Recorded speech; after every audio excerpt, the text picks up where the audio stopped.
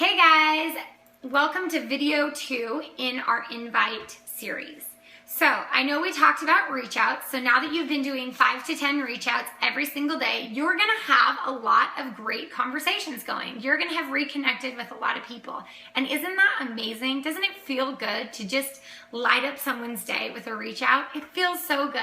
So now that you have this amazing gift of Beachbody in your life that's made you healthier and happier, how do you move from a reach out message to an invite message?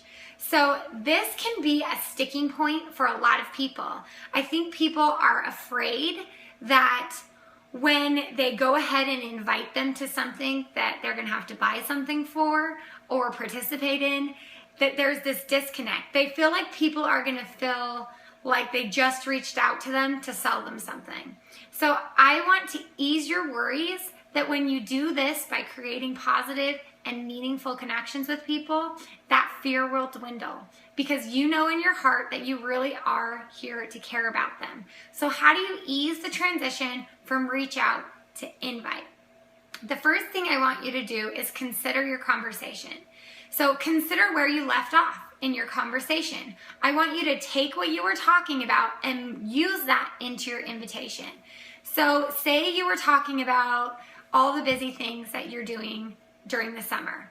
So when you invite that person, I want you to repeat something that they said.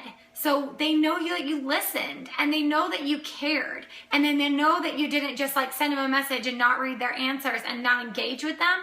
So I want you to take a piece of what they said before and put it into your invitation. So it would sound something like this. It would be like, hey Jill, this is Missy. I know you're having this super busy summer. How was Disneyland? Did you guys have such an amazing time? Your pictures are so cute. I'm sure it was so fun. And then here comes the second part.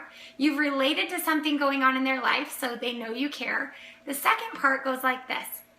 You're acknowledging that you are messaging them out of the blue to invite them something. So you connected with them, then you're gonna say something like this. I know this is really random, and I don't know if this is your kind of thing, but I'm putting together a fun fall fitness challenge group for moms, and I'd love to have you join us. I could use a couple of more moms to keep me motivated to not eat all the treats this holiday season. So why was that message so powerful? Because one, it acknowledged that it was random. It acknowledged that it was kind of out of the blue.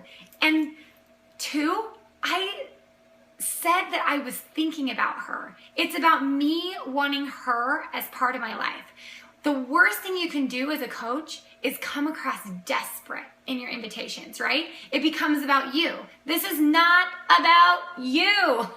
It's always about them. It's about you wanting them to be part of your life and for them to be part of your life. And you want them to feel that in your message. The other thing I used was very laid back word posture. Okay, so I use I don't know if this is your kind of thing, but, so I basically gave them permission to tell me no. So why would I do that? Why would I, from the very beginning, give them an opt-out, basically? Because it builds trust. I don't care if you get a yes right out of the first message. What we want you to get is a maybe. We just want to get a maybe. Are you maybe interested?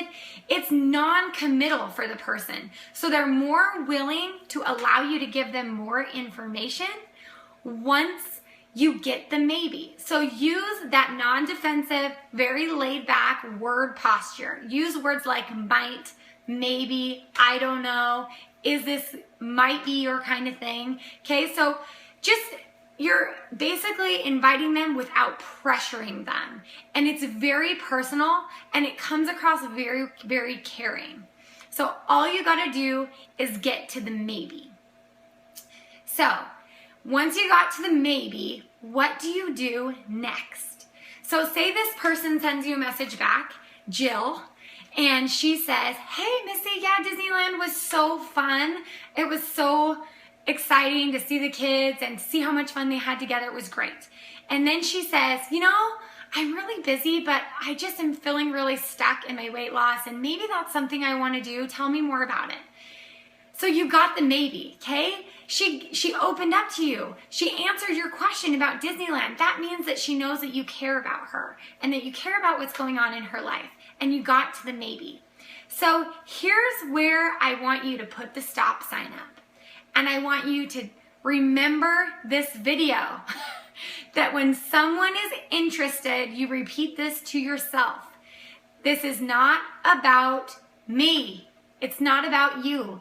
Okay, so it's really easy in that transition when you get the maybe to give them a ton of information, to be like, yep, this is what my challenge group is about, and I think you should do this program, and just word vomit all of this information on them. And you know what's gonna happen? That easy feeling of conversation that you had, that caring, is gonna go right out the window. Because they're gonna just say, oh, well, she just sent me a bunch of information, and it's gonna be too much information, and it's not gonna work. So here's the truth. Inviting is like eating lunch, okay? You can't have a huge Subway sandwich. Even if that person's hungry and they're excited and they wanna join your group, you're giving them a sandwich. They're eating lunch. That's what the invitation is, right? You can't shove it all in their mouth at the same time. They're just gonna not wanna eat lunch with you, okay? Not a good thing. So I want you to stop yourself when you get the maybe, and I want you to ask this. I want you to say something like this. Oh my gosh, I'm so excited. I would so love to have you in my group. That's gonna be so much fun. But tell me about you. Okay, you're flipping the conversation from being about your challenge group to being about them. Tell me about you. Do you have a specific goal in mind? Are you doing anything for exercise right now? Is there something for exercise you've loved in the past? Let's make a plan and I'll be there for you. Or how do you feel about your nutrition right now? Do you feel like there's a place where you're really struggling? Those are powerful questions. And they're gonna all of a sudden be like, I said maybe I want to join her group, and then she cares about me because it's about them. It's not about you. So they're going to feel that connection again, and you're building a connection conversation. So then they're going to share with you what they're doing or what they're not doing or why they're frustrated or how crazy their life is. And they're going to give you something to relate and validate. Okay, so that's your next job. Every time you get a message, take a step back and say, what can I relate to and what can I validate? They want to know that you know how they feel. They want to know that you've been there. So tell them a piece of your story. Care about them. Genuinely listen to their answers and be there. And then here's the awesome part is people have the problem, whether it's confidence or lack of time or struggling with nutrition, and we have an answer for them. So then you get to say, oh my gosh, I know exactly how you feel. I remember being depressed after my baby. I remember how I never thought I would get that weight off. But you know, I've been part of these challenge groups and I've been doing these 30-minute workouts and it's been amazing for you. Do you think maybe that would work for you? Okay, I used the word maybe again. And I shared my story and I related and I validated that person. So let me tell you a very personal story that I use this. So there was a girl who messaged me from my business page and she was very interested and she said, hey, I'm totally interested. I want to do your group. And I very could have easily just said, oh my gosh, it's going to be awesome. What group? What do you want to buy? And here's the challenge pack link. I could have just given her the stuff because she was ready. But I took a step back and I asked her the question. And I said, you know what? I would love to have you in my group. That would mean so much to me. But tell me about you. I don't know you very well. Tell me about you. And she started to tell me about how she'd struggled with depression and how she'd lost a baby that year. And she just told me this deep struggle of a story. And if I would have never asked that question, there was no way that I could have been the coach to her that she needed. Because I knew what was going on in her heart and I was able to help her because it's not just about losing weight. It's not just about food, it's about the whole person. And you can't help the whole person if you don't ask the questions. So I want you to get their story and get something to relate and validate to. And then I'm going to show you how to use Beachbody as a solution to their problem.